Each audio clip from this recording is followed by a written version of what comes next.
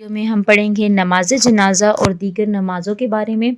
اس سبق کی تکمیل پر طلبہ اس قابل ہو جائیں گے کہ وہ نماز جنازہ کی اہمیت اور فضیلت کو جان سکیں گے، نماز جنازہ کے احکام و آداب سے آگاہی حاصل کر سکیں گے، نماز جنازہ کے معاشرتی اثرات کا جائزہ لے سکیں گے، تعزیت اور قبرستان کے آداب سے آگاہ ہو سکیں گے، خسوف اور کسوف کی نمازوں کے متعلق جان سکیں گے، تہجد، اشراق، چاشت، اوابین، استسقاء، تحیۃ الوضو، تحیۃ المسجد اور حاجات کی نمازیں اور ان کی فضیلت کو پڑھ کر جان کر ان کا اہتمام کریں گے اور مختلف عبادات ادا کر کے اللہ تعالیٰ کی قرب اور خوشنودی حاصل کر سکیں گے۔ سب سے پہلے نماز جنازہ اور اس کی تعزیت ہے۔ نماز جنازہ وہ نماز ہے جس میں دنیا سے رخصت ہو جانے مسلمان کے لیے دعائے مغفرت کی جاتی ہے۔ اس نماز میں نہ رکوع ہوتا ہے اور نہ ہی سجدہ، اور نماز جنازہ کسی بھی پاک جگہ پر پڑھی جا سکتی ہے۔ نماز جنازہ اس شخص کی پڑھی جاتی ہے جو فوت ہو جاتا ہے، جس کی موت واقع ہو جاتی ہے، اور دوسرے مسلمان اس کی مغفرت کے لیے جو دعا کرتے ہیں اسے نماز جنازہ کہتے ہیں۔ اس نماز میں رکوع یا سجدہ نہیں ہوتا اور یہ کسی بھی پاک صاف جگہ پر پڑھی جا سکتی ہے۔ کسی مسلمان کی نماز جنازہ میں شرکت کرنا بہت فضیلت والا عمل ہے۔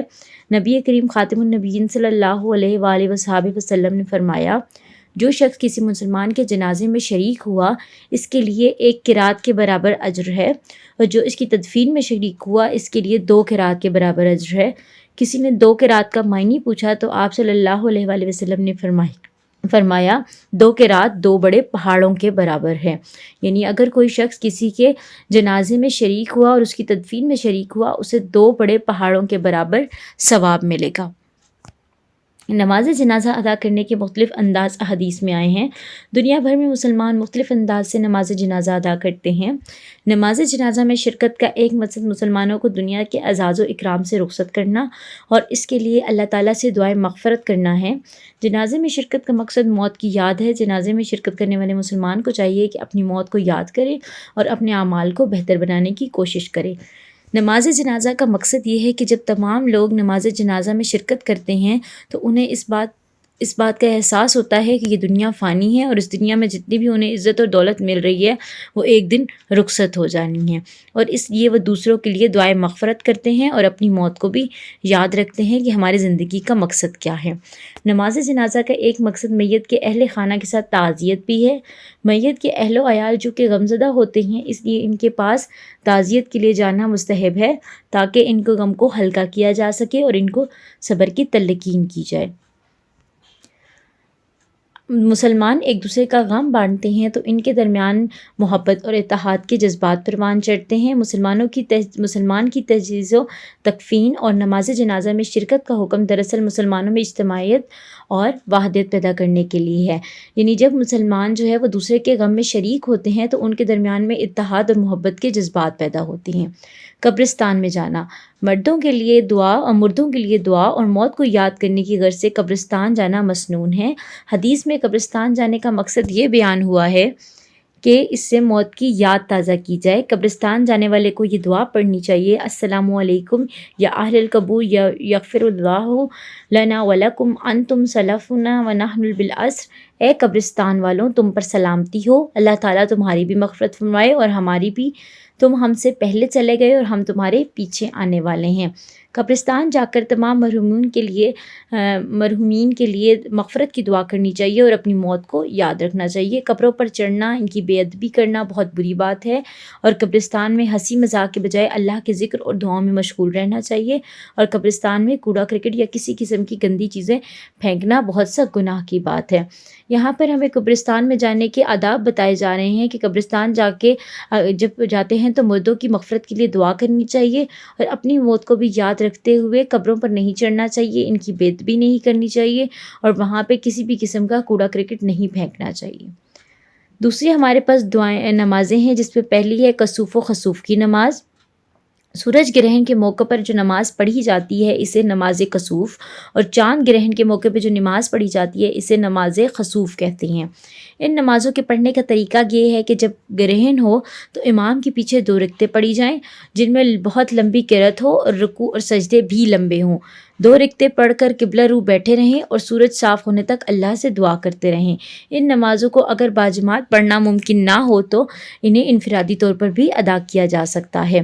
سورج گرہن کے موقع پر جو نماز پڑھتے ہیں اسے ہم نماز کسوف کہتے ہیں، اور جو چاند گرہن کے وقت نماز پڑھتے ہیں اسے نماز خسوف کہتے ہیں، اور یہ امام کے پیچھے پڑھی جاتی ہیں۔ لیکن اگر امام کے پیچھے پڑھا نہ جائے تو اسے انفرادی طور پر اکیلے بھی پڑھا جا سکتا ہے، اور نمازوں کا مقصد یہی ہے کہ اللہ تعالیٰ کے کائنات میں جو بھی تبدیلیوں کے مظاہر ہوتے ہیں ان سے اللہ سے رحمت کی درخواست کی جائے۔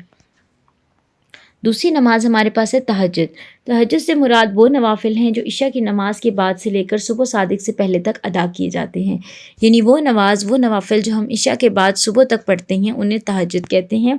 رات کے آخری پہر میں تہجد کی نماز کرنا افضل ترین عمل ہے۔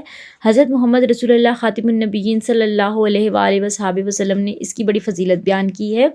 نبی کریم صلی اللہ علیہ وسلم نے تہجد کی نماز میں 2 رکعات بھی پڑھی، 4 بھی اور 8 بھی۔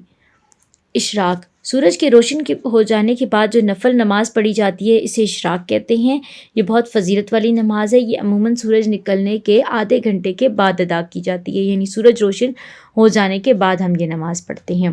چاشت، نماز چاشت کی کم از کم 2 اور زیادہ سے زیادہ 12 رکعتیں ہوتی ہیں۔ جب دن اچھی طرح روشن ہو جاتا ہے تو اس وقت چاشت کی نماز کا وقت شروع ہو جاتا ہے۔ رسول صلی اللہ علیہ وآلہ وسلم نے فرمایا، جب انسان نئے دن کا آغاز کرتا ہے تو اس کے ہر جوڑ کی سلامتی پر صدقہ واجب ہو جاتا ہے۔ 1 مرتبہ سبحان اللہ کہنا صدقہ ہے، 1 مرتبہ الحمدللہ کہنا صدقہ ہے، اور 1 مرتبہ لا الہ الا اللہ کہنا صدقہ ہے۔ 1 مرتبہ اللہ اکبر کہنا صدقہ ہے، اچھے کام کا حکم دینا صدقہ ہے، برے کام سے منع کرنا صدقہ ہے، اور ان تمام کے بدلے میں چاشت کے وقت پڑھی جانے والی 2 رکعتیں کافی ہیں۔ یعنی اگر آپ چاشت کے وقت کی 2 رکعتیں پڑھ لیں تو ان سب پر وہ کافی ہو جاتی ہیں کہ جب انسان اللہ کے سامنے سے سو کر اٹھتا ہے تو اس کی جو سلامتی ہے کہ وہ زندہ ہے تو اس پر صدقہ واجب ہو جاتا ہے، اس کی جسم کے ہر جوڑ کی قیمت۔ نیکسٹ ہمارے پاس جو دعا ہے نماز ہے وہ ہے اوابین۔ نماز مغرب کے فرض پڑھ کر 6 رکعتیں پڑھنا مستحب ہے۔ مستحب کا مطلب ہے کہ وہ نماز جس کے نہ پڑھنے کا حکم دیا گیا اور نہ اس کو پڑھنے کو لازم قرار دیا ہے اور نہ ہی اسے منع کیا گیا ہے۔ تو نماز مغرب کے فرض پڑھ کر 6 رکعتیں پڑھنا مستحب ہے۔ ان کو صلاۃ الاوابین کہتے ہیں اور نماز اوابین بھی کہتے ہیں۔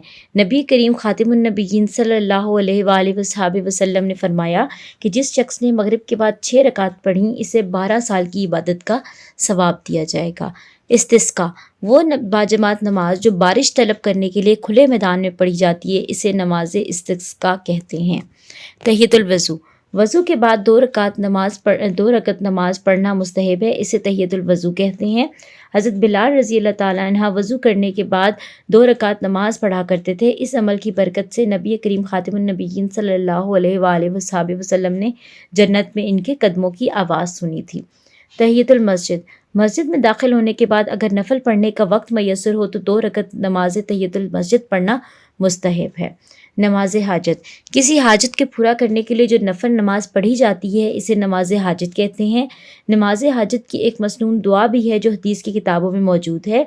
یہ سب نمازیں ہمیں اللہ تعالیٰ کی طرف متوجہ کرنے، اس کا قرب حاصل کرنے کے لیے ہیں۔ ہمیں فرض نمازوں کے ساتھ ساتھ نفل نمازوں کا بھی اہتمام کرنا چاہیے۔ قیامت کے دن فرض نمازوں میں جو کمی رہ جائے گی وہ نوافل کے ذریعے پوری کی جائے گی۔ یہ تھی ہماری آج کی ویڈیو۔